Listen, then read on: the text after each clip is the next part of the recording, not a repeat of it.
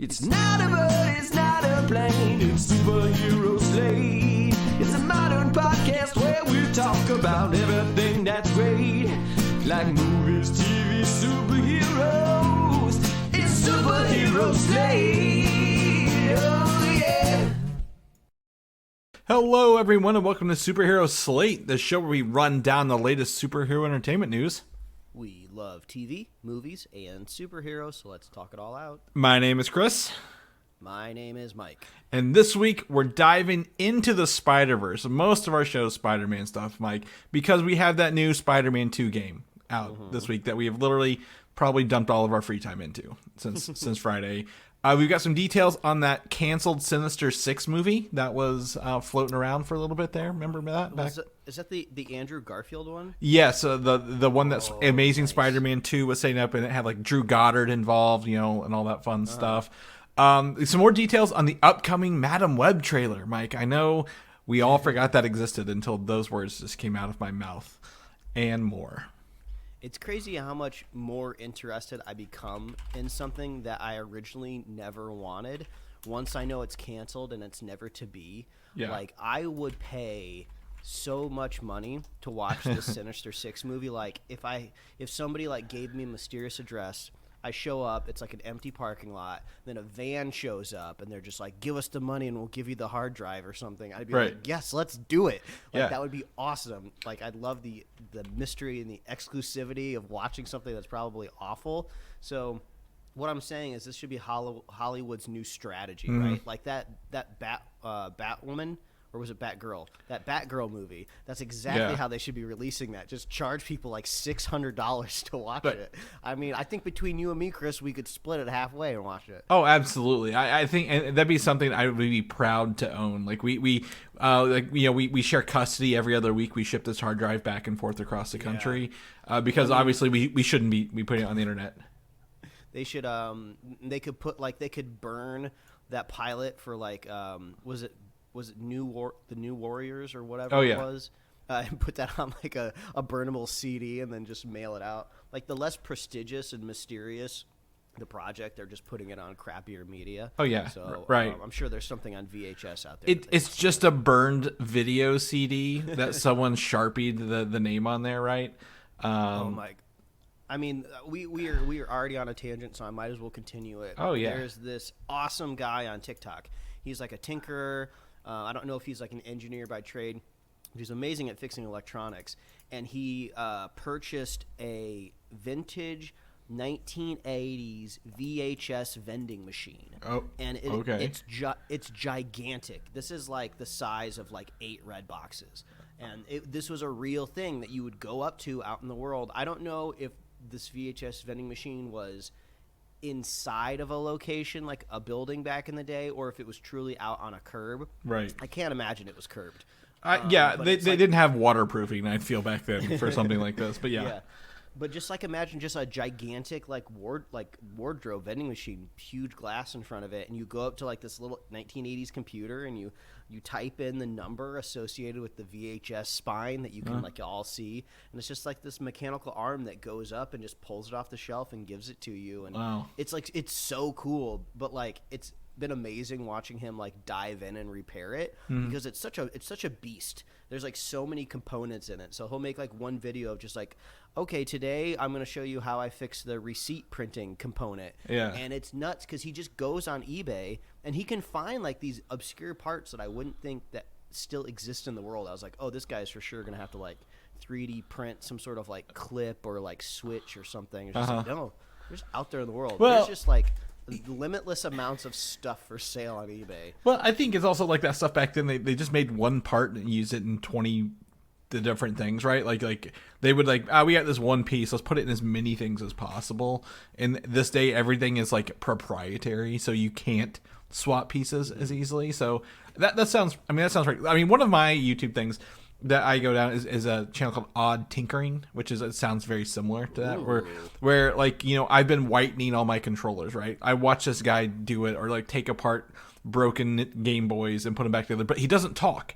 that's the beauty of this channel. He doesn't say anything. He just does it on screen.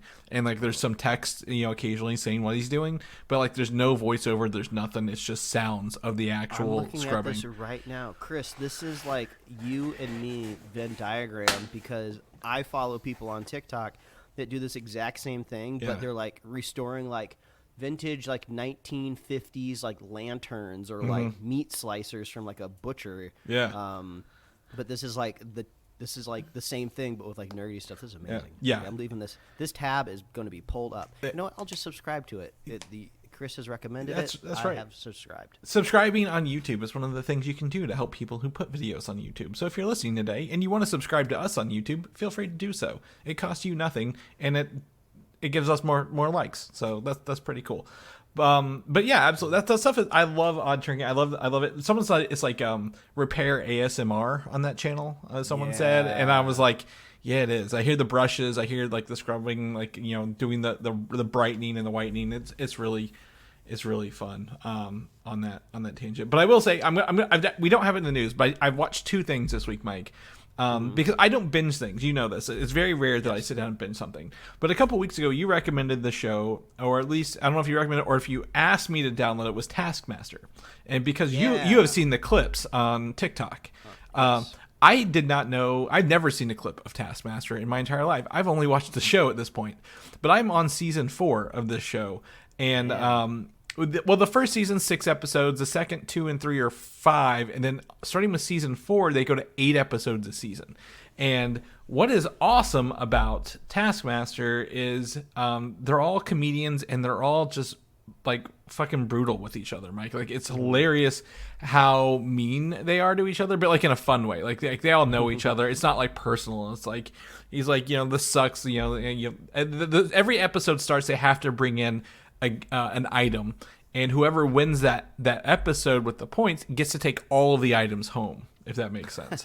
I love that premise. Yeah, and on this current season, there's one person who has has come in last every present round or gift round at the start, and it's been pretty funny. But this season also has an old one of the original hosts of the Great British Bake Off, Mel, is in it, and then right next to her is Noel Fielding, who is one of the current hosts of the Great British Bake Off, and they didn't have that back in like 2016 when they were doing this. They both weren't on the show, so it's really funny to watch them interact and have that. So I could recommend Taskmaster to anybody all day, but it is a British show, so you have to be prepared for some British humor in this. Yeah.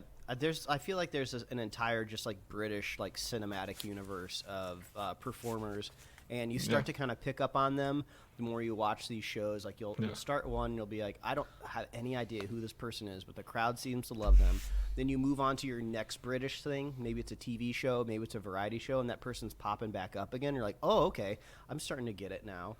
I organically caught one episode of Taskmaster when we were on vacation across the pond, as they say, and they were doing this hilarious challenge where they had a fixed amount of time, and they just had to get underneath as many things as possible. Okay. And they were like, I think there's just like a Taskmaster house or something that they. It's a set. There is one set. They use that house for every episode. Yeah. And they have to be as original as possible, because if somebody else does the challenge and gets underneath something, like the two objects cancel each other out. So people are just like laying down, putting a book on top of each other, putting like a pencil, or they're asking like the cameraman, "Hey, will you get on top of me?" So really funny. So Taskmaster is great. It's really funny show. I'd recommend to anybody. Again, I think they have 16 seasons right now, and again they're shorter seasons, right? They're not. This isn't like serialized television. It's kind of like you mentioned, a variety show, like a bunch of quote unquote skits, but they're task, and it's really, really funny. And it's great to again, like you said, every season I'm like, I know this person from something. What were they in? Oh, that was an actress in the Increasingly Poor Decisions of Todd Margaret. I don't know if you've ever watched that show. And I was like, that's a really good show too. But I was like, I know that person. So it's been fun to do it. But like, it's also hilarious. Like I've not laughed this much in a long time, and we'll sit down and watch 2 or 3 episodes a night. Just kind of binge through that. So that's been really, really fun. And the last thing I was going to say, Mike, I've now partaken in one of the biggest movie openings of the year. with seeing the Taylor Swift The Eras tour with my wife on her birthday. That's right. I love the way how you described the theater to me in a text message afterwards. Yeah, they're a cult. Swifties are a cult, but like they're a cult that does good things. They're the yin to the Snyderverse's yang, right? Like literally, Taylor Swift has been re-releasing her albums, Taylor's version, right? This is a Snyderverse, but for Taylor Swift's music. But like she's doing it so she controls the music, and like big corporations, don't control her. And like whenever they re-release it, guess what gets all the streams on all these services? Like Taylor's version. But like she says something and she wants something good to happen, and guess what? All these people go out and do good in the world, right? They're not like blowing money on skywriting planes or like being mean to people on the internet. It's very, I wouldn't say wholesome, but like it's like it's a cult, but they're doing good things for it, really. So it's very interesting. But I will tell you, the theater experience for a concert film like this, Mike, is the exact opposite of everything we would ever want in a movie theater experience. There are children running around, literally dancing, singing, glowing lights, people on their phones, people talking. This is not a movie you sit down and watch like. I would say it's the exact opposite of the current Killers of the Flower Moon in theaters, right? Where you would sit and watch and be quiet and pay attention. This is everything I hate about going to the movie theaters in one, but because it's a concert movie, right? Like, people are singing, it's more, I say more relaxed atmosphere. It's more of like a community viewing than anything. So it was fun to see. It was fun to be there. My favorite part was the Coca-Cola freestyle machine. I didn't hate the show. I just don't know the songs as well, right? It's like I don't know it. So it's fun to see the stage and think from a technical point of view how all these LCD panels on the ground, on the back, how someone creating this artwork, preparing the show, right? Like choreographing it is fantastic to look at that stuff. But it's not for me. But I still had a good time. Went with my wife for her birthday. But I told Mike they now have peace tea in the Coca-Cola freestyle machines, 0 sugar, and it was peach razzle twist. So it was a peach raspberry tea with no sugar, and that was actually like my heaven in a bottle, like in a cup. Like I was like, this is fantastic. I love everything about this. So I would say it was a good time for that. But I thought I should bring that up because I had to give up most of my Friday. To watch this movie because it is a 3-hour movie, Mike, and they still showed trailers before this movie, if you will. Even though like it's not a theatrical showing kind of thing, it's like you figure it would just kick off. Yeah, that's got to be kind of odd to prime yourself and possibly seeing like a trailer for The Nun too. Well, I think they only had one scary movie, but like. What's that upcoming duck movie? The animated duck movie? Like I haven't seen a trailer for it, but yeah. They have a Taylor Swift song in that trailer, so like they played it. So no possible secret Deadpool 3 teaser in front of Taylor Swift. No, not even nothing at all. Not even a hint and a wink at it. But anyway, so we did that this weekend, and then all my other free time has been spent literally swinging through the city of New York, Mike. And I think if you're ready, I think we can just get into this. I think there's one thing I have to plug just before. Plug it. And speaking of things that's been keeping us from not only talking about Spider-Man, but also playing Spider-Man this weekend, there's a new show that dropped on HBO Max that has just really intrigued me called Scavengers Reign. I don't really know much about it. I mean, I follow a lot of like animation artists on Instagram, and I think every once in a while I would see somebody share like something on their stories about this. So I was aware of it. So I went and checked it out, and it is fascinating. It's so imaginative. There's 3 episodes out right now. I don't know if it's supposed to be a mini series, a limited series, or if they're going to get more out of it.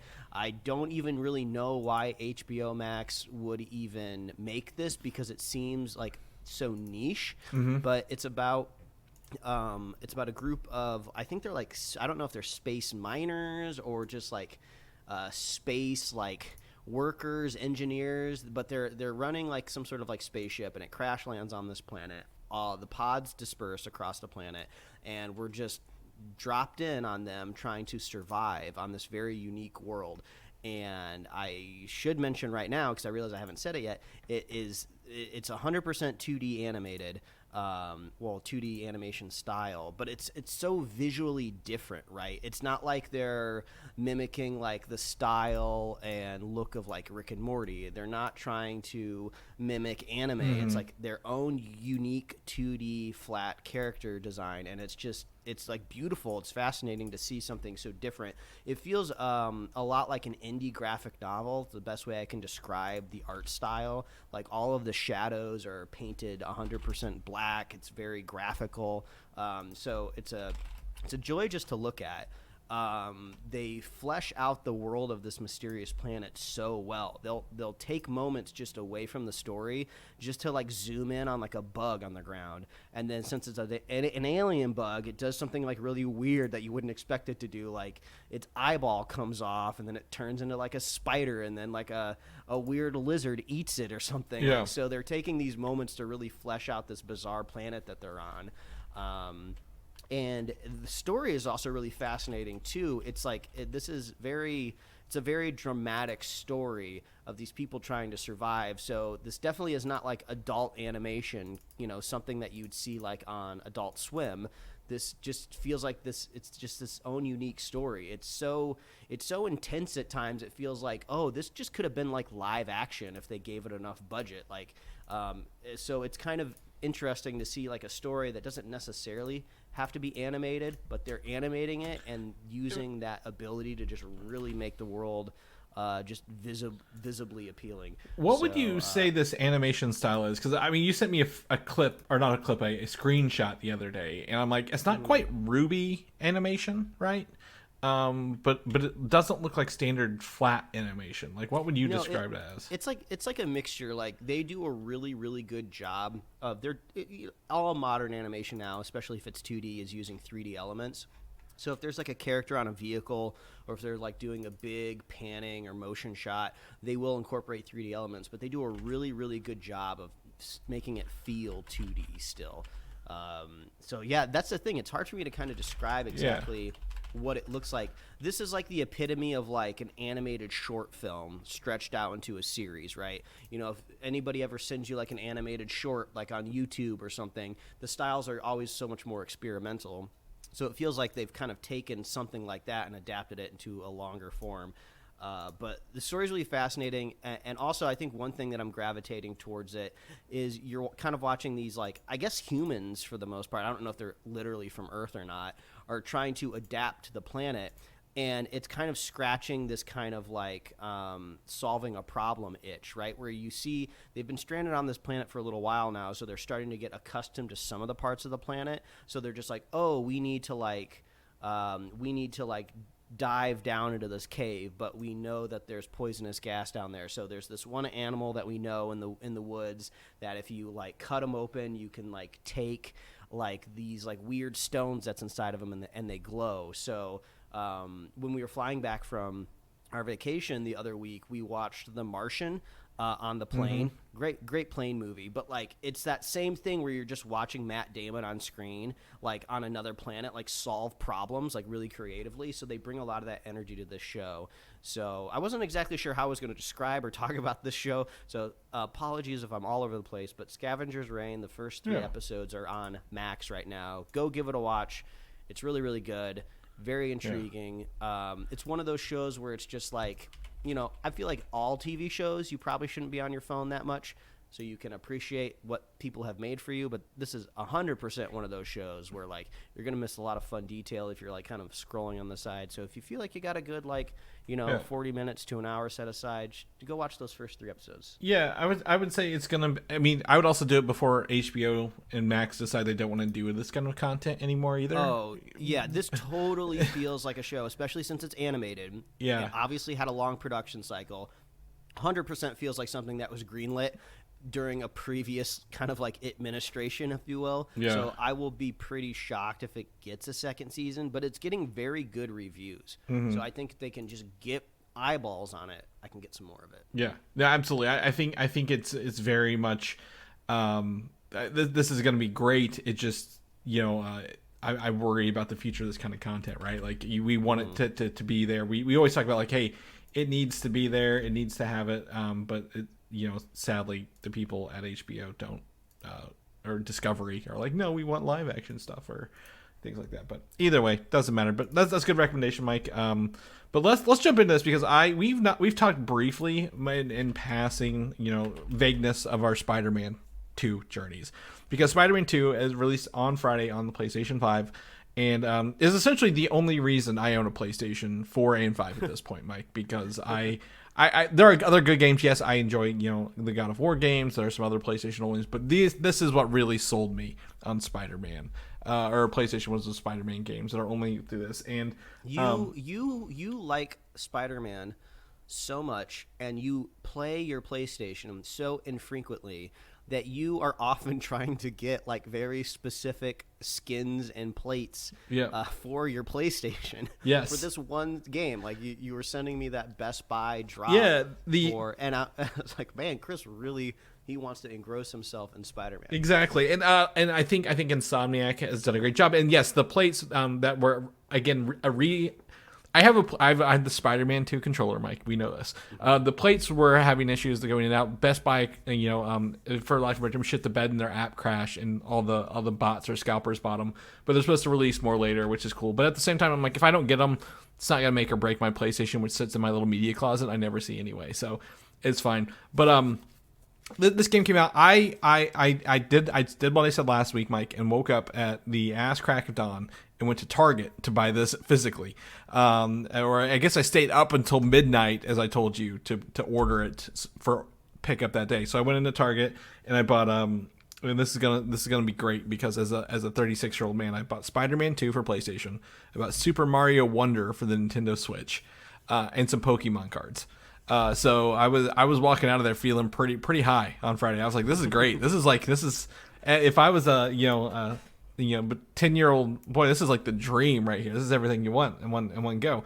And I brought the physical disc home, and it has to still install from the physical disc, Mike. So that was another 2 hours of that. And then, in case you didn't know, I think you didn't have to deal with it because you digitally pre-ordered yours ahead of time and downloaded it. There's a 10 gigabyte. No, I think maybe a 40 gigabyte day one patch. And it adds a couple things and it fixes a couple bugs. It's not required to play. I could have played it, but I'm like, yeah, go ahead and give me the patch. I'm gonna go with this. So I did that. So I'm sitting there waiting the whole time, and then I was able to turn it on. And one of the cool things about this game, Mike, is it lets you get a recap, watch a recap of the previous two games if you haven't played them in a while or watched them. Which I know you always recommend Man of Recaps, but to have it in the game was pretty awesome itself too. Yeah, and it was a really creative recap too. They kind of build it into the narrative of Peter and Miles just chatting. They're flashing back to scenes from the previous game. There have been like one or two characters, so obviously we're going to do our best not to spoil the game for anybody out there because people are going to take it at their own pace. And we have not beat it yet either. Just so everyone knows, we have not beat this game. I don't even know if we're close, but yes. Oh, I'm taking my sweet time with this game. Yeah. So, but there have been a couple characters that have popped up where the game is insinuating to me that I'm supposed to remember who they are, and I'm just like,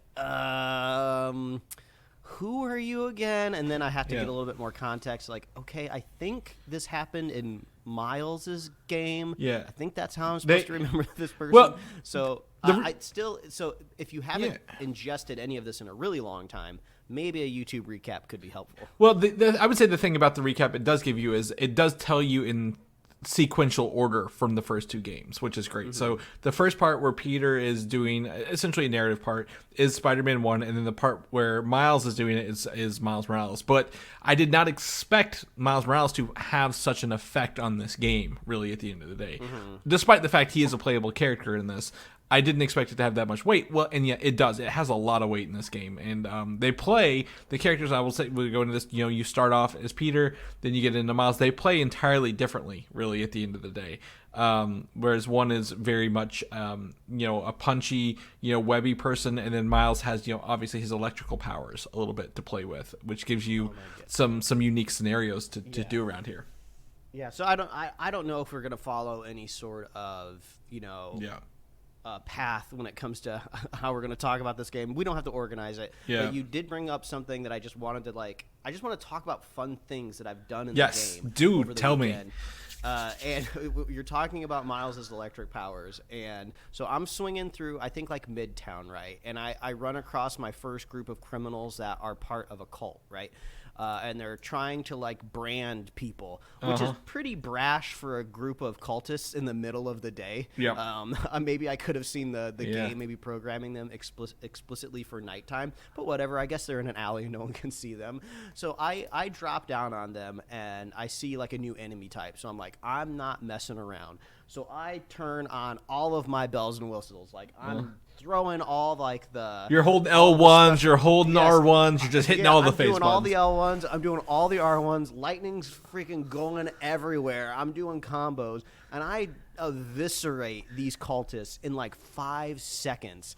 And like I put the controller down. I'm just like, that was amazing. Yeah. I came in like a freaking tornado and annihilated these people so fast that I couldn't even intake what was happening until it was done and over. And it was so satisfying to do that. Yeah. And then also hilarious to me because I'm imagining if this actually was transpiring in the real world, right? You know, you're just like a cultist one day, you know, trying to move your way up the ranks in an alleyway, and then all of a sudden just a flash of light comes down from the sky and just destroys everyone, and you're just like, what is happening? So that was just one moment where I felt so empowered. I was telling about we were playing this one to my wife is like what I like about Spider-Man. He has a don't kill policy until you knock them off the top of the highest building in the game, and then you're like, yeah, whatever. Did they land? I don't know. But the enemy types, the smaller pop up, you know, hey, there's something going on in the map with the red triangles, feels better than the first two games because there's so much variety you can get from those rather than just hey. There's a mugging, or hey, you know, there's I guess some guns being traded. Like there's have you come across a tanker on the street yet, Mike? Like an exploding tanker? Yeah. And I didn't think the tanker would actually explode. Yep. Because the first 2 times I came across it, I was able to take out the goons fast enough. But then I was like, oh, there's just one little annoying goon. I'm going to see if I can do like some fun combos. And then, boom, explosion. Yeah. So the last one I did, and I did not win because I didn't know there's a timer on those, is I fought the goons, and then the hunters, another faction, showed up in the middle of this. So I actually had the cultists and the hunters fighting me in themselves in the middle of this, and I was like, "Oh, there's a lot of people here," and then the tanker blew up. It's like maybe I should just take a step back and let the tanker destroy all of these goons. Yeah, that happened to me. You know, I had done a couple like Sandman, Crystal missions, and then I drop in on one, and it's not just Sandman; it's also goons at the same time, and I'm just like, "Oh, what is happening?" Yeah. So yeah, I feel like they're having a lot more just kind of fun, organic moments now. We haven't beaten the game. We don't even know how far we are into the game. So maybe towards the end of the game, it starts to get a little repetitive. That is a possibility. There are some locked objectives on the map where I am. I'm farther in the story than Mike is. But there are still some locked objectives in the game. I'm like, ooh, I'm interested in seeing what those are. Because every time you unlock a new objective, you get, again, more things to do in that zone to clear the zone out. Yeah, I will say that, you know, on the point of having more people, there are more enemies on the screen than there ever have been, right? That the PS4 I think can handle. But also the world as a whole, like there are so many more cars, there's so many more trees, there's so many more people on the sidewalk while you're traversing the city. It feels way more alive than it ever has felt, which I thought was great, and is pushing that power a little bit. Yeah, and it also feels like very natural too. Maybe it would be more noticeable if I had just rolled off playing one of the other 2 games. But to me, I'm just like, oh, this just feels right. I wouldn't necessarily say I'm impressed by it because I feel like they're just doing a good job recreating reality. But yeah, I bet if I was to turn on the old Spider-Man game, I'd be like, oh yeah, where is everybody? Yeah. Are they all inside? Are they all working from home today? That's what I just came off Miles a week ago to finish Miles up. So to me, it was noticeable immediately.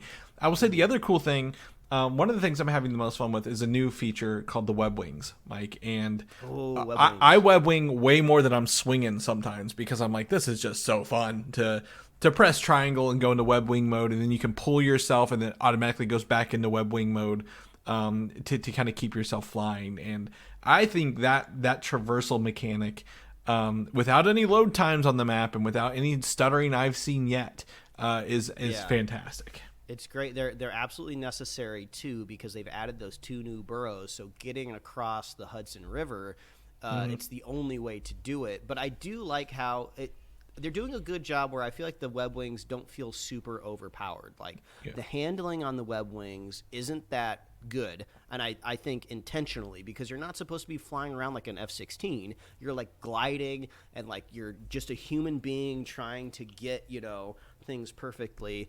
And when you start to deploy them, especially if you're going over like the Hudson River, right, you feel like, oh, I don't 100% know if I'm going to make it to the other side. So you kind of have to start problem solving a little bit, maybe halfway through. Oh, maybe I dip down and catch this like little wind tunnel. Right, to fly through there over the expressly.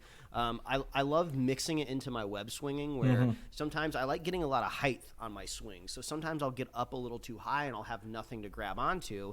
And in the previous games, I just have to dive down back into the buildings. But now I can pop out the web wings, glide a little bit further until I start to lose altitude, and then I'm swinging again. And that coupled with the new super slingshots on some rooftops, which I don't know if you've used yet, where you just literally... it's a rooftop with like a little couple arrows, and you do one of the web slingshots, and it just throws you pretty much across the map at high speed in web wing mode. And I love, like, again, the speed in this game, the no loading screens. It's fantastic. I've unlocked a couple fast travels that I finally got to use, and that like blows your mind the first time you do that. Don't spoil it for me, because I don't know what the fast travel looks like just yet. Oh, that just unlocked. I won't tell you what it looks like, but it's you have to. So I guess that's the other thing. You have to unlock the districts of New York, right?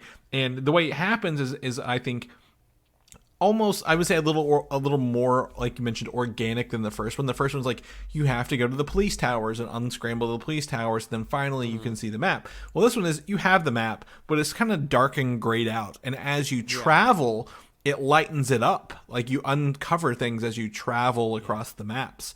And I'm sure if you play the game organically with the missions and everything, you probably will uncover the map just naturally. But my brain can't do that. Like I open up the map and I go like, oh, I missed that one rectangle in Midtown. Going back to Midtown, I don't care where I am. I got to undo that rectangle. And it's not like there's anything hiding there, but like I just have to have it open. I was doing the same thing in Tears of the Kingdom, which I had to put a pause on because I'm playing Spider-Man now, where like the first thing I'm doing is I'm unlocking this map. I don't care if the story doesn't want me to do it. I'm going to all the towers first. So that's really, really fun. Have you was it just as exciting for you as it was for me the first time that the other spider person just joins in one of the battles just organically? That was so much fun, and I didn't even know it was happening, and I didn't know it was going to happen. Like I didn't know that was a function of the game. Like I just figured, oh, Miles is on the other side of the city where I left him before I swapped off, and then all of a sudden, like I'm fighting somebody, and then magically that new combo happens where like it does that little kind of finisher move with another Spider-Man. I was like, dude, I didn't even know you were here. And you helped me pin this dude to the ground. And then he's just like, oh, hey, I was just, swinging by. And I was like, this is so cool. Yeah. It really is fun, because that part mine happened to me when I was like, ooh, somebody has electricity here, I need to be careful, but it wasn't enemy electricity, it was Miles' electricity powers he was using. One of the things I would say is the most confusing for me, Mike, and I will admit this, is the economy in the game of tech parts, rare tech parts, hero points, and city points. And I would say the veil of reality starts to peel away when it's just like you need tech parts to upgrade stuff, or when at the beginning when you're 3D printing drones with like your web and stuff. It's just like, okay, we're starting to stretch the idea of what could theoretically happen in a superhero universe, and now we're really leaning into the fact that I'm playing a video game, which if the game is fun enough like Spider-Man is, I can let some of those things go. But yeah, sometimes I'm just like, would Spider-Man be swinging around New York City in a weird cape style Victorian costume? I don't think so. The costumes I don't care about, but like the idea of like you have to have hero points to upgrade stuff. Like you have suits you unlock and buy different variations for. You have your tech, your R1 buttons that you buy and upgrade, and then you have your hero, your skill points that you buy, and then you also have like 4 other things like health, punching, speed, and focus, right? And I'm like, they don't tell you, they don't hold your hand very early on and say you need X, Y, and Z, but they're shared across some of these things. So I was unlocking suits, but I could have been using those points to upgrade my gun, or my not guns, my gear and other things that I use more in battle that are not superficial. And I'm like, I wish it would have told me that, because then I wouldn't have unlocked any suits until later, and just focus on my gear. Yeah, and also in the previous games, the suits came with special finishers, but now it seems like the suits are purely they're just cosmetic. Yeah, they're cosmetic to a second degree, because you can also unlock different kind of like colors. Super Smash Brother like color gradients on the suits. So I do feel incredibly bad for anybody that's playing this game for the first time and haven't played any of the other ones, because that is one of my bigger pet peeves in video games, is when the menu system and all of the upgrade systems are so confusing. Like I feel fortunate enough that I've been trained by 2 previous games, but I'm sure there'll be people that are playing this for the first time, and especially if they're not super video game savvy, they're going to open up that menu on the little touchpad, and they're gonna be like, what the hell is going on? Yeah, they do not hold your hand at that at all. And not that I need my hand held, or you, Mike, but like there could be like an option, like, do you want to go through this tutorial or not, kind of deal. And they don't even give you that option. But it's fun to see again. I believe some of the abilities of the characters evolve, right? You have choices that you can equip different abilities on now. That way you're not just stuck with the standard stuff. Obviously, from the trailers, Mike, I don't know if you're that far, but obviously you get a black suit eventually, and it looks like there's going to be some new abilities with that as well. So I'm very excited to see what those abilities are. Really, I mean, the opening cinematic, once you get past the voiceover stuff, is actually a really fun way to play the game. The first, I guess, opening action set piece, if you will, takes you across the city in some really fun ways.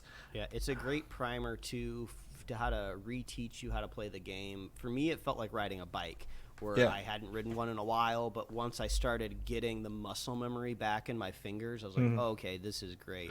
I love how they've moved the gadgets essentially to the R1 button, and then they have the special skills on the L1, because in the previous games, I believe you get to hold a button. Yeah, they were like hidden behind like a little contextual wheel.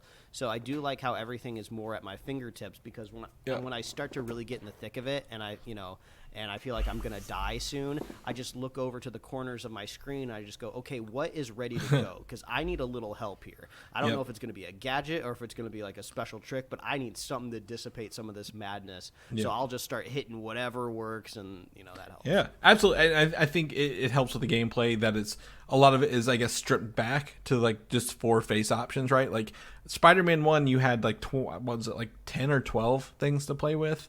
And I'm like, that's too many. And then you had to hold or rotate between them. With this, you got 4, and you're like, great, I know what these 4 things do. I'm gonna have them at my finger, like you mentioned, at my fingertips, to just do them when I want to. I don't have to hold the wheel and think about it in the middle of combat what I want to play with. Some of those are really fun. You have the grabber. I think it's like the first one you unlock, right, where it pulls everyone together.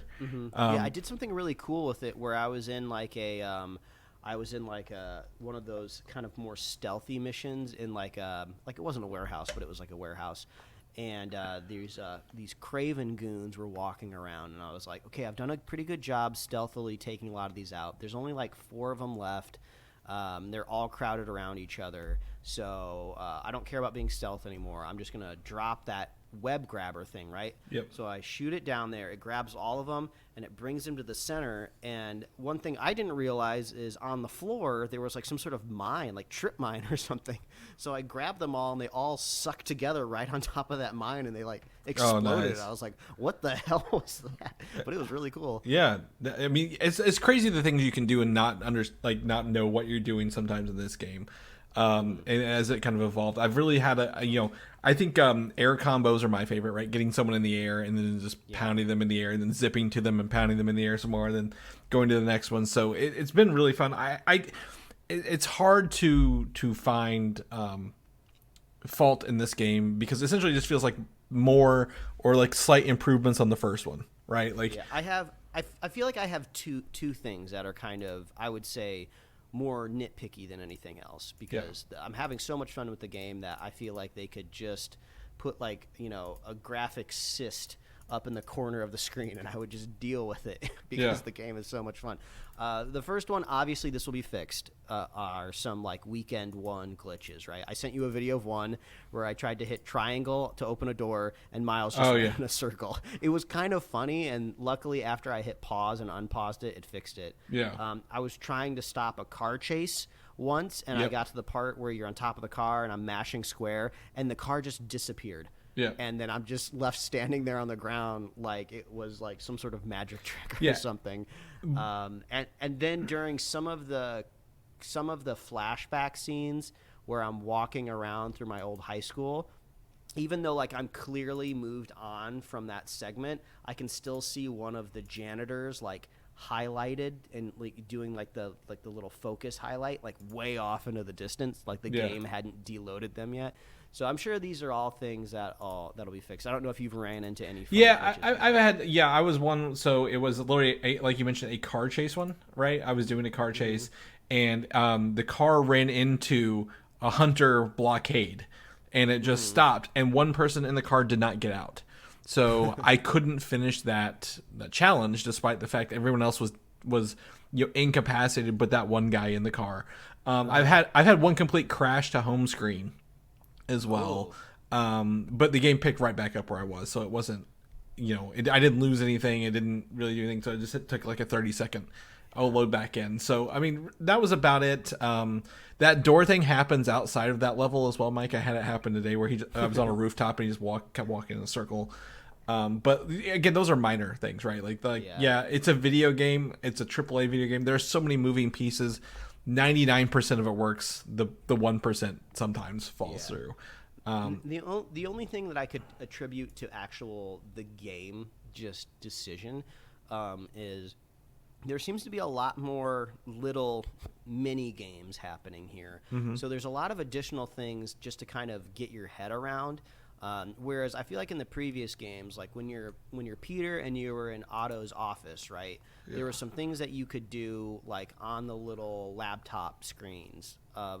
I don't even really remember what you get out of doing those things. I think there were some points or... Yeah, you get some tech parts, or like because tech parts are part of the first one. You get some tech stuff to upgrade your suits later, or your equipment later. But it was like it was more of a rotate the piece or connect point A to point B kind of thing. Yeah. But now those little mini games seem to be everywhere that you go. So you kind of actually now have to take your time to sit back and actually learn them, because it seems like they are going to be more touch points throughout the game where you have to like move molecules around and stuff. But there was one moment where I have to help this building that's like gonna possibly collapse, and there's these like bad guys inside. So So Spider-Man throws a little spider bot inside of the vent, and I'm walking around as a spider bot, and I'm like, okay, this is fun. Like, I get it. Like, why not put it in the game? But also there was one part of me that was like a little annoyed, where I was like, I have to learn this whole thing now. I have to learn how to play a spider bot when, like, if I was just Spider-Man in there, I feel like I could do it like just as easily. And eventually you do get inside and you have to like do like a fight scene. So it's like, it's one of those things where sometimes I feel like they're trying to throw too much at the game, but Well, it breaks it. It breaks it up. I will say I know I'm farther than you. I've only had 2 Spider-Bot missions. So if that makes you feel any better, yeah, it's not like I feel like I'm getting thrown into them like every other second. But like I said, these are just like nitpicks. I'm just like trying to think of things to like kind of like balance out the first impressions a little bit. But the game is fun as hell. I don't want to ruin your experience, but the one thing that I will say that I hate the most it comes back, and that is the Mary Jane missions, Mike. Those are in here, so prepare yourself. Okay, however, it is not as stealth because they give her something to do rather than just hide, right? Like, remember last time they saw you, the game was just over kind of thing. So they actually give you some stuff to do. So prepare yourself for that, because I did cuss at my TV a couple times during that mode because I'm like, I get why they're in here. I understand the story need, but it's a Spider-Man game. Let me play Spider-Man. For God's sakes, let me play Spider-Man. Because it'd be way easier to do this. So those in there. And I would say the other part, again, my biggest point, like I mentioned, is the economy. Like the pieces, they don't tell you what you need for each one, or like each one should have a separate economy. That way you know what you're doing in leveling up. I think that would be my biggest complaint overall. But it's hard to find complaints because that's not slowing me down. Like I woke up this morning, 8 o'clock. No alarm, came downstairs, started playing Spider-Man. I'm like, I'm a little kid down here doing this, ready to go. And I cannot recommend this game enough for anyone who likes Spider-Man or has played the Spider-Man games before. Like, this is just a great extension of that world. But I will say, you need to play Miles if you're going to do this game. I think that's a big misunderstanding. You should really play Miles. It's a good game, and then also it carries over. A lot of those characters carry over to this game as well throughout that.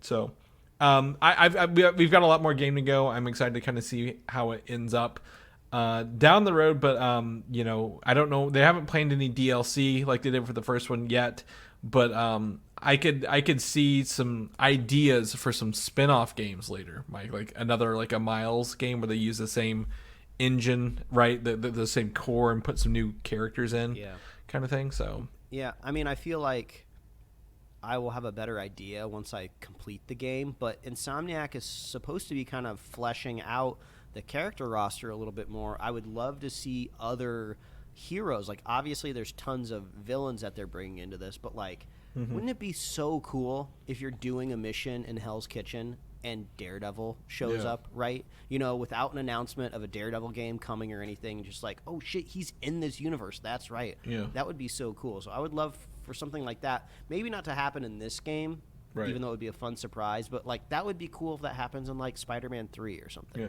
Now, knowing that Insomniac's next game is in fact Wolverine, do you think he shows up in this game? Oh, that would be cool. Like an Easter egg, a teaser, or something. Yeah. Like a post-credit scene like we got in the previous game. Yeah. So that's my only I'm like, possibly I could see the Kraven, because when the first trailer came out, I thought the Kraven scene was Wolverine. So I'm like, well, I could see some relations here. But I haven't seen anything else since then. But I'd be excited to see that throughout the game. So absolutely fantastic. Mike, if it's okay with you, we can jump into some more Spider-Man news here. Oh, it's okay with me. And this is the great, because this is a Sinister Six movie. This is Drew Goddard's Sinister Six movie that was supposed to happen right after Amazing Spider-Man 2 came out in 2014. And apparently, Mike, this movie the spinoff was going to have the Sinister Six team, which included a lot of the villains that we saw in enemies at the bottom of the lab in Spider-Man 2, was going to travel to the Savage Land. Are you familiar with Marvel's Savage Land? Savage Land. I don't want to cure cancer. I want to turn people into dinosaurs. That's right. Famous comic panel. Exactly. And Spider-Man would ride a T-Rex in the Savage Land, in this movie. God.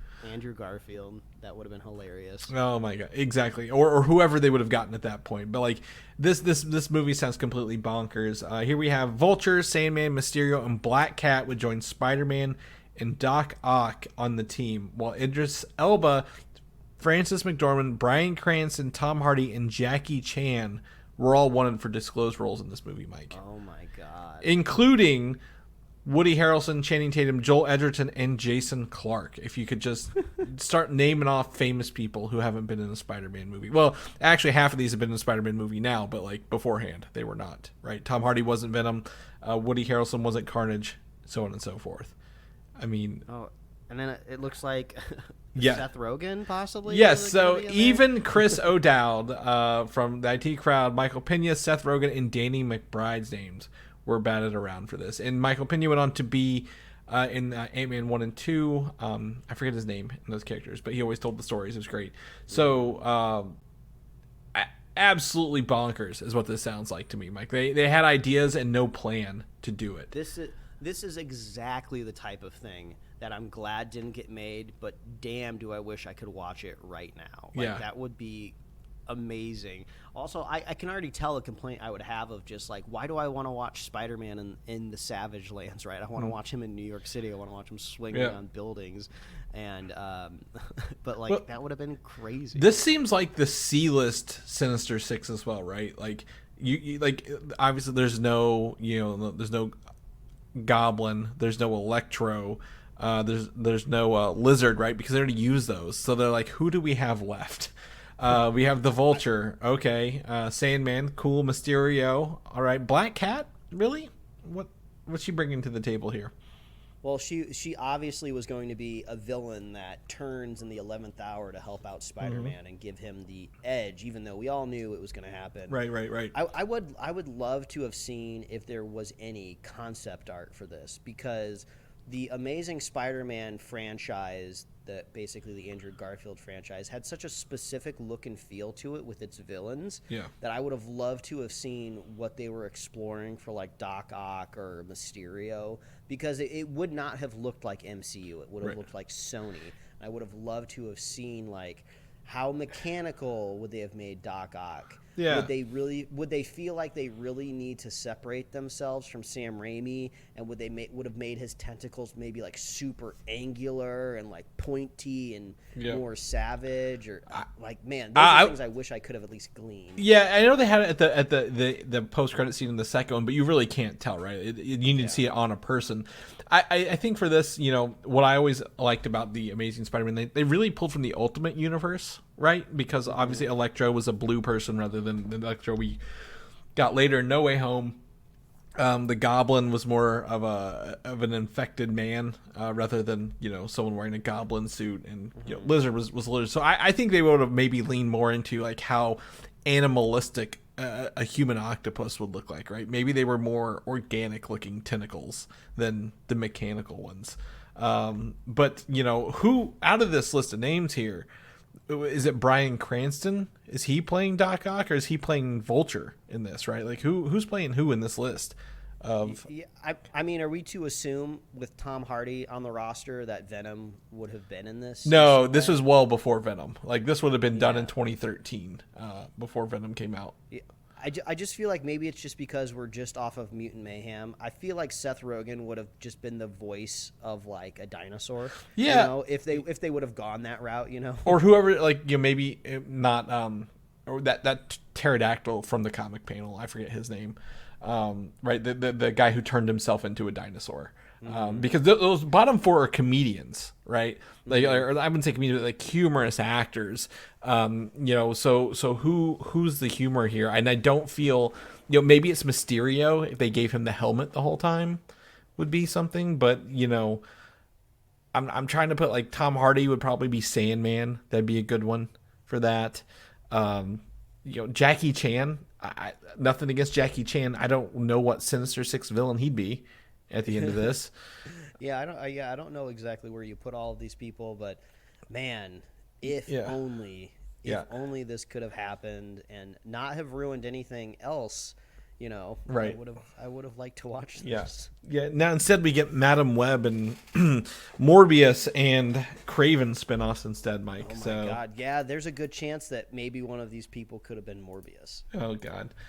I hope not. I really, really hope not. But I think it's interesting. Hopefully more of this stuff comes out. I know there's that the Reign of Marvel Studios book that just came out recently. A lot of this is pulling from, and then the timeline of the MCU drops on the 24th, Mike, on Tuesday. So I expect next week's show to actually have some more details pulled out of those books a little more for us, so we can kind of talk about what's that dry erase board look like, Mike, with all that stuff on it that they obviously don't have. But the Sinister Six. So let's shift into gear. The latest Spider-Man movie, Across the Spider-Verse, is coming to Netflix on October 31st, Mike. So we are just a little over a week away from being able to watch that at home if you have Netflix, as they raise their prices even further.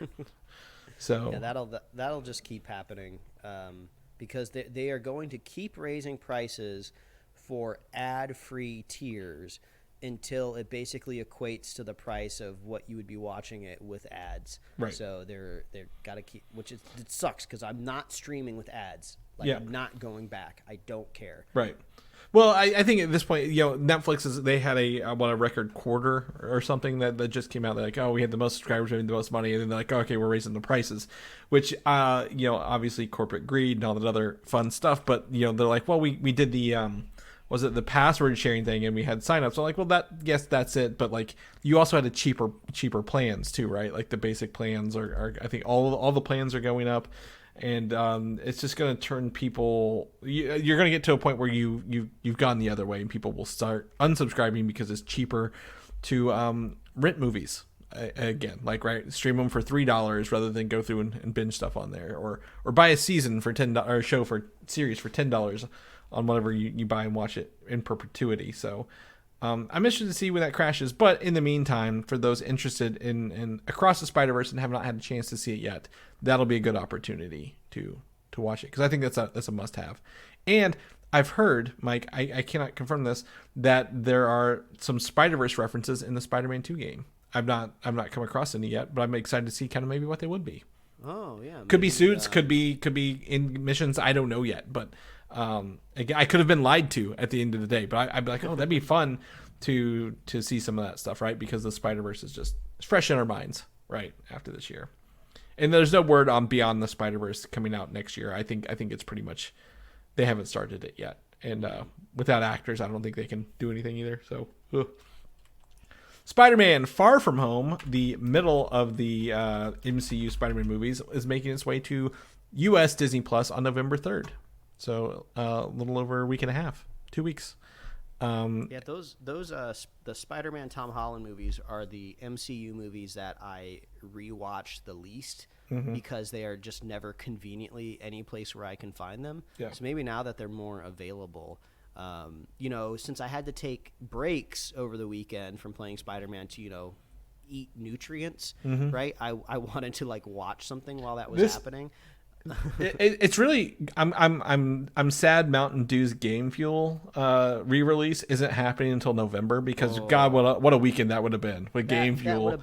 That would have been an amazing combo, Chris. Yeah. But instead, I was scrolling through Disney Plus looking for something to watch, so I threw on Captain America: Civil War. Oh, very nice. And I was just like, I was just thinking to myself, I was like, why don't I just rewatch the MCU more often? There's so many awesome moments in there that I always forget about, or just I forget that the Russo brothers aren't just people that give us tips and secrets of what's coming out next, that they're actually directors and they have their own specific style, and I just love their Marvel movies so much. Yeah, I mean it's great. I mean, the more that's on there, the better it is, right? Like that's the lovely part about it.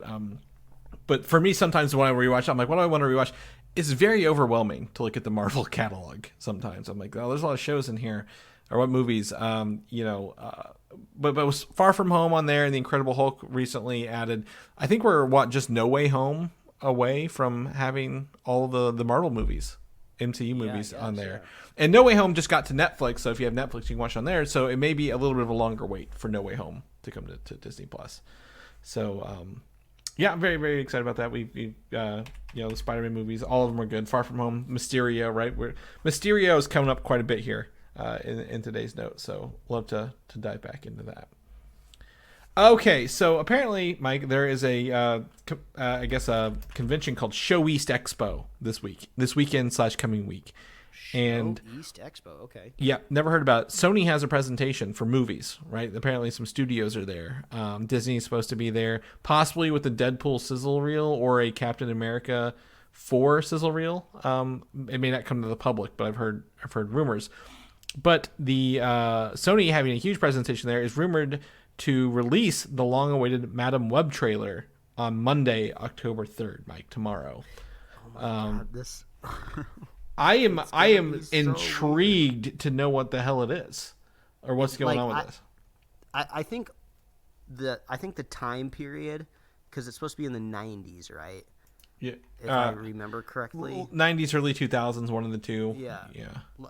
Like, I think that'll be a fun aesthetic because we've kind of yet to see that like superhero serialized in a way. Yeah. So I think that'll be kind of fun to see in the trailer.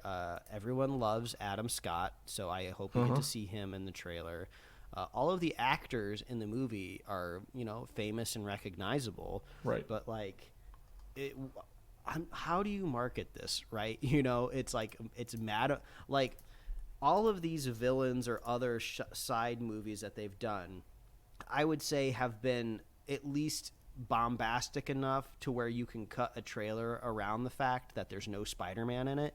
We get to see Morbius's like weird vampire face. You get to see Venom in the symbiote suit, or you're showing off Carnage, or I guess Kraven. That trailer, he bites off an ear and he's doing some crazy stuff. But I'm just like, where it has magic blood, Mike. The golden ticket for movie trailers, the magic blood. It's just like, but I'm just curious what the pop and sizzle is going to be. Like, what's the X factor of this trailer that connects everything into this Spider-Man universe? What even is this movie, right? Like, we've heard so many rumors. What is its point? What is it doing? Obviously, it's supposed to bring, I've heard Jessica Drew, Spider-Woman. We've heard, obviously Madam Web, the person that control the web. Sydney Sweeney's character is also somebody else. I think like a Julia somebody, a different Spider-Girl character. And this is all before Spider-Man is technically born. And I just don't know what is it doing. Is it like, who is the villain? What is the antagonizing factor here? Is it a multiversal movie, right? Because Madam Web is the middle of the grand Madam, or I guess the grand spider web that connects all these universes together, as we kind of saw a little bit more of Into the Spider-Verse or Across the Spider-Verse. So I don't know where any of this exists, if I'm going to be completely honest, because I'm trying not to commit to it, but I'm like, and look into details, but I'm like, I gotta know, like, they've obviously filmed this movie for a reason. And for those who may or may not remember, it is coming out February 16th of next year still at this point. Wow, that is soon. Yeah. Not as soon as Aquaman 2 is, and we got a trailer for it. But we are just in for a slum of a winter here for superhero content, Mike, is what it sounds like. Now, mind you, if this movie is good, we will eat our crow as we always do, right? We've been surprised by movies before. Especially Sony movies. So my Andor crow was delicious. Right. So. Well, and we said, why is Sony doing a Spider-Verse movie? They've never had any luck with Spider-Man movies, and look at how good both of those have been. So obviously we could be wrong and have this, but I'm still trying to find the reason. Right. If you want to make a movie, you should have a reason for it, and I cannot find it anywhere. In any nook or cranny, or I've sent my spider bot into my own vents, Mike, to find the reasons for this movie, and they've not come out. But if this movie drops tomorrow, guess what we're going to be talking about next week? The trailer. So we'll touch back with you guys next week if that happens. So stay tuned. Last week we went into a very, very deep dive into the Daredevil Born Again / Marvel TV drama going on over there, or I guess the reconfiguration. It's not really dramatic, it's just a reconfiguration. But for the show, the original plan, Mike, and this is could still be in there, may not be in there, but the original plan was to have the first arc, 3 to 4 episodes of this, be the trial of the White Tiger. Are you familiar with the White Tiger character at all? I've seen the character, I think primarily in like, I want to say like Disney XD animation form. Yeah. I don't know what show it would have been, but I feel like that's where I've seen it. Yeah, I think it was the Spider-Man show they did after they canceled Spectacular Spider-Man, or like the Goofy. There was one serious Spider-Man show in Disney, and they had the granddaughter of the original White Tiger in there. So the White Tiger is a character supposedly mystic powers, but apparently it's like a vigilante in this. But they're like, again, they catch him, and the corrupt cops are beating him up. But apparently Daredevil finds him or takes his place, or an informant, and they find out that they're using the Punisher tattoo logo for their for their own police justice against vigilantes, setting up the second arc, which was going to have John Bernthal's Punisher come in and be like, no, we don't do that. Sounds interesting. I hope they keep some of this stuff, right? John Bernthal is a Punisher, great grab. Keep it in there. But this was mostly to be why Matt Murdock was not in his Daredevil suit for the first 3, because he was too busy being a lawyer for a trial. Yeah, it sounds like a really cool arc. One thing, though, this is a big pet peeve that I had in the last legal procedural Marvel show with She-Hulk, is if you're going to be bringing in super powered. They didn't say he was super powers. They didn't say he was super. They say he was a vigilante. So just I feel like at some point, if that does happen, like I just want proper explanations of why does Bull Man exist besides a science experiment gone wrong. So we'll see if that happens. Yeah. Again, Daredevil never really, it doesn't strike me if it is truly a continuation / soft reboot of the Netflix show. The Netflix universe really did a good job of not giving us a lot of powered people, unless they were like Iron Fist. Obviously, was like the most mystical. Daredevil, they only showed his powers once in 3 seasons. So hopefully, again, they can keep it more on the quote unquote city level, as you mentioned, right? The street level stuff. Well, also too, Daredevil has the story advantage of he's not insanely superpowered, so you can't throw like these big heavy hitters at him. Like he's very much like street justice, like thugs, or even like if they bring in the MCU version of like the Hand. Just highly trained assassins. Those are perfect villains for him. Yeah, and the Punisher is obviously not powered at all. He's just a crazy man with guns. So absolutely. So hopefully they can keep some of the story beats and just make it more not efficient, but you know what I'm saying, like more just keep the rhythm of the show rolling the whole time. So we'll keep you guys posted if any more of that information drops out as well. Deadpool 3, Mike, is off the calendar for next month, or next May. Sorry, not next month, next year. It is currently delayed with no release date known, and this is due to the SAG-AFTRA strike still ongoing for the actors. And half of the movie is filmed per Sean Levy, so I don't think, even if it picked back up tomorrow, Mike, we wouldn't be able to film this and get it out in time for May. So that brings us to my next point. The hot rumor, the hot scoop on the street is Captain America Brave New World is looking to be moved back into its May release, and Deadpool taking the next one. Because most of this movie is filmed, they wrapped several months ago, so I think this would be the most likely option if they have to keep these release dates, right? The biggest thing is you want actors to promote it, but we're still 8 months away from this. And I would have to imagine that the 2 films don't have much or any like narrative crossover, in a sense of like one has to be released before the other. Right. So this seems like it makes at least easy. It's like easy decision to swap them over.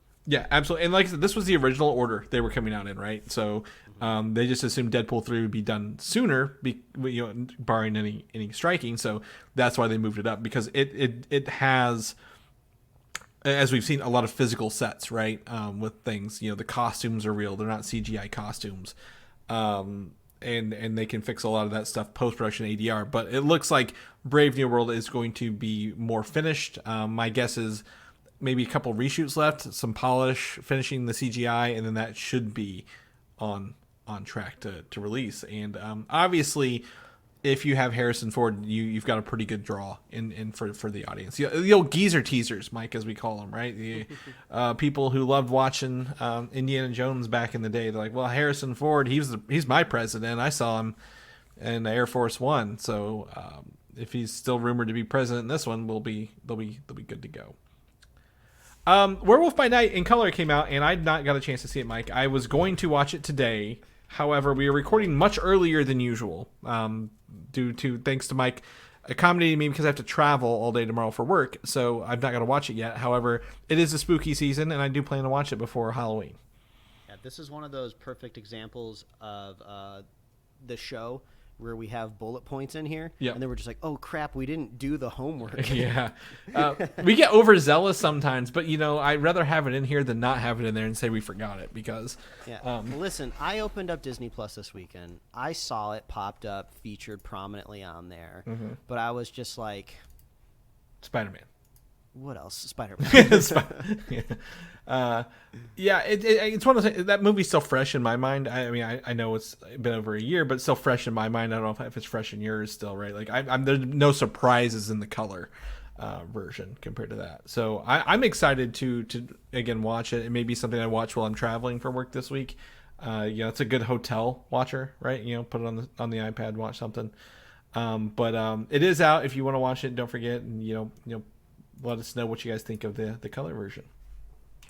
This kind of popped up. I'm not a huge Gargoyles stan, Mike. This is something I remember watching as a young child, but not like obsessing over. Were you a Gargoyles fan, if you will? I feel like Gargoyles hit my life. It was based on whether or not my basic cable package was going to have the Disney Channel or not have the Disney Channel. Yeah. Or whoever was carrying Gargoyles at the time. So like I was aware of it. I had seen some of it, but I don't think it was ever airing in a consistent fashion. So I would say like I have some nostalgia for it, but like I have no idea what happened. I know Gargoyles come to life. I know people have a big affinity for the voice cast because there's a lot of gravitas behind these like gargoyles coming to life. But that's about it. Yeah, I know the Gargoyles come to life, and it's in New York City. It's very like a mixture of like old mythology and like in a new city. It kind of always reminded me visually of Batman the Animated Series, if I'm going to be completely honest. It's always at night, right? Gargoyles going to come alive at night, and it's a weird show because it pops up in these things when I'm doing the news for the past 9 years. And the first season has 13 episodes. The second season has 52 episodes. And then the third season has 13 episodes, Mike. It is a very staggered season count when you're looking at this. But I also grew up over watching it, but I didn't watch it live because I had to watch it on ABC when it was syndicated. I always remember watching it at my grandmother's on over the air. It might have been... maybe not Saturday mornings, but like remember like weekday cartoons before you go to school kind of thing. I think that's always where I caught it. But for those who are Gargoyles fans, and maybe it'll bring more people out now, they are doing a live action series at Disney Plus finally after people have been clamoring for it for years. And the company Atomic Monster, one of James Wan and another guy are in charge of it. Are working on this series, and they are known mostly for their Annabelle franchises, so they know the horror aspect, right? But it sounds like they're going to be diving into maybe, I wouldn't say family friendly, but like a little more less scary stuff for this. Yes, obviously make this and I'll give it a try. No complaints here. But just if anybody's unfamiliar with Gargoyles, just search Gargoyle show into Google Images, and you're going to see a ton of characters that will need to be CG. I thought you were going to say something you need to turn off your safe search for. I'm like, no, Mike, no. But yeah, yes, go on. I will type in the magical letters of NSFW, see what happens. Yeah. Actually, I didn't. There wasn't like a whole lot. Oh, wait. Nope, there it is. Oh, Lord. Oh, no. We're going back. Well, the funny thing is you can expect the results that you're imagining, right? But the first two results is just a gargoyle from the actual show that has a pistol, like a real actual firing gun. Yep. And I guess that was the drama back in the day of Gargoyles. They gave a gargoyle a freaking revolver. And but what I was saying, these are going to be they'd have to be CG characters, right? I mean, I guess for the main gargoyle you could paint a super buff guy purple, but and maybe just CG the wings. I guess that's a possibility. Yeah, but the whole crew of them, like they're kind of like this was in the era of the gummy bears, so you have archetypes of gargoyles, right? Like you have the smart one and the fat one, and then the main lead. Like it also kind of looks like if they do live action, what was it, Thundercats, right? Kind of thing, but they're gargoyles. Yeah. So like there's gonna have to be some CGI unless they do one of those fancy things with, well, they turn into humans instead. They only come out in their gargoyle form when they need to, which I don't want them to do. Right? That's what you don't want them to do. But the original seasons are on Disney Plus, Mike. I just pulled up Just Watch, right? And always look at it. And fun fact, if people don't, it's sitting at an 8.0 on IMDb, which is usually one of the harsher reviewing sites. So if you're interested in what it is. But yeah, I'm cool. Show us what it looks like, but I don't think we're the direct audience for that. Lastly, Matthew Vaughn's been out doing stuff. I don't know does he have a movie out recently? Do you know why Matthew Vaughn would be out doing things? Mike? Well, I'm not 100% sure if this is the reason, but this anecdote that you're bringing up reminds me of another one that I saw. Is he has an Apple Plus movie, or it's just a normal feature that is produced by Apple. I don't know. It's called Argyle, and that's supposed to be coming out like next year. Yep. So I don't know if it's close enough for him to be doing press on that. That seems a little premature. It says February 2nd, so I don't think so. Yeah. But he said in that interview, oh wait, I know what it is now. My brain is going back in time. There's a guy I follow on Twitter. He is I think he used to work for like MTV, like movie news or something. We've brought him up on the show before. I can't remember his name for the life of me, so sorry. Yeah. But he has a podcast, and he was tweeting about how he had Matthew Vaughn on it. And I guess this is a big deal because Matthew Vaughn historically just never goes on podcasts. So this is one of the very few times he's done like a long form interview. Yeah. So maybe that's why some of this stuff has coming out. But one of the fun tidbits that I saw was his movie Argyle, which is starring Henry Cavill and Dua Lipa, which I didn't even know Dua Lipa acted because I don't. I think this is like her first thing. Yeah, I think it's her first.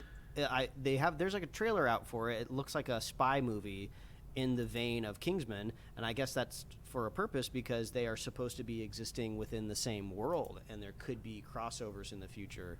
But obviously, you got to see if Argyle is good and works out at all before you start planning all of these interconnected universes. But I think that's cool. Yeah, it says. I mean, I just looked up Argyle because I've seen the photos of Henry Cavill with that weird fucking hairstyle, and I can't stand to look at it. Like, it kind of hurts me, right, with his haircut and that. But it says it's first of a franchise, obviously. But Matthew Vaughn's no stranger to franchises. He's been part of X-Men.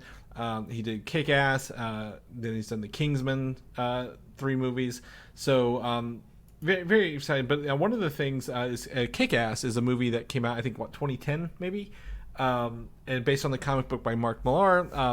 And he says that a reboot is in the works for this, and which is crazy because I looked up, he's been saying this for like 3 years, and like it's like the rights for the movies lapse at 2023 this year, so like that's why he can go back and work on a reboot for this, but it will not have like the original cast, but he does not rule out that the original cast couldn't return because the comic books there was like a slight reboot with Kick-Ass kind of thing, and some of the characters crossed over. So I feel like it'd just be an expansion of the universe really down there. I'm not sure how I feel about this. I feel like we've come too far from the original Kick-Ass idea. We'd have to update it, right, to make it, because we now have like things like The Boys and Invincible on that stuff. People are skewering superhero stuff, which is kind of what this was, the vigilante skewering. So I don't know where this exists now, or if anyone has any interest in Kick-Ass coming back after all this time. You do bring up a good point, which I didn't even think about. It's just the whole point of why Kick-Ass exists and created anyway. So I mean, I would think probably the most transformative thing you could do from a practical point of view is make it a series, instead of making it a set of films. So at least you're setting yourself apart there, the Kick-Ass series. I know the Hit Girl comic books have kind of started relatively recently within the last couple of years. So maybe you approach it from the angle of Hit Girl instead of Kick-Ass. I mean, that could give you just a different way into it. But yeah, you do bring up a good point. Like, who is skewering superheroes the best right now? And yeah, it definitely is The Boys, and to even some extent, Invincible. Right. Yeah. Also, kind of approaching like DC universes more specifically. But I went ahead and I added that podcast. I looked it up. It was from Josh Horowitz. He's a great interviewer, very plugged into the nerdy side of things. So in Kick-Ass, in the one of the later books post Hit Girl, there a new person, her name's Patience Lee, takes up the role of Kick-Ass, and then comes into conflict with. So they have history of like quote rebooting it but like in the same universe kind of deal. And you mentioned Hit Girl, obviously Mark Millar, he's doing a bunch of comic books. Obviously he sold a bunch of stuff to Netflix. What was what's this stuff they're doing? Jupiter something? Yeah, Jupiter's Legacy, I think, is one of them, and some other stuff. So yeah, I think there's opportunity in the content to do it, but again, you just can't do the same thing again, right? That's what we're saying. Down there. He also mentioned he was supposed to direct X-Men 3. I don't know if you remember that. He was signed on for X-Men 3 before he quit, or they fired him, one of the two, because what happened is they wrote a script specifically for, he unveiled this in the podcast, for Halle Berry to get her to sign on, and then they were going to cut all of those scenes out the second she signed on, knowing it. And he was like, you don't do that to like an award-winning actress kind of thing. And then it wasn't Bryan Singer. He did the first two. I forget who took over that. Brett Ratner, another Hollywood awful person. What a rat pack. So Matthew Vaughn got out, and then he came back and did First Class, which obviously a great movie for that. So Matthew Vaughn does great stuff, and you can check out that podcast. Well, Mike, that's the end of the show. I want to get back to playing more Spider-Man, if I'm going to be honest with you. Back to what really matters. Yes, food and Spider-Man. Boy, if I had some pizza rolls and that Mountain Dew and Spider-Man, I'd just fall asleep down here tonight. But yeah, we're going to do that. So if people want to know more about the show, what we're doing, where we are every week, where can they get all that goodness at? Well, all you got to do is visit superheroslate.com. That is the headquarters for all things that we do over here at the show, at the podcast. We have a awesome upcoming release calendar, which can be very, very, very helpful keeping track of when all of these things are supposed to come out, what's been delayed. We use it as a tool ourselves all the time, so we wanted to give it to you all. We got our awesome show notes over there, too, so if you want to check out that podcast, which I just found at the 11th hour, just before the podcast was over. It's a video podcast with real people. It feels more like a video interview than a podcast, but I guess everything's a podcast now. But you can go check that out in our show notes. We love hearing from you. We love it. Are you playing Spider-Man? Are you digging it? Did you watch Werewolf by Night in Color? Because we sure didn't. No, so let us know. Let us know. Reach out. We also love our super fans. So if you want to be a super fan of this show, all you got to do is share the show with a friend, share the show with a buddy. We'll be here every week, folks. That's right. We'll catch you next week. Bye. Thanks for listening, and don't forget to subscribe.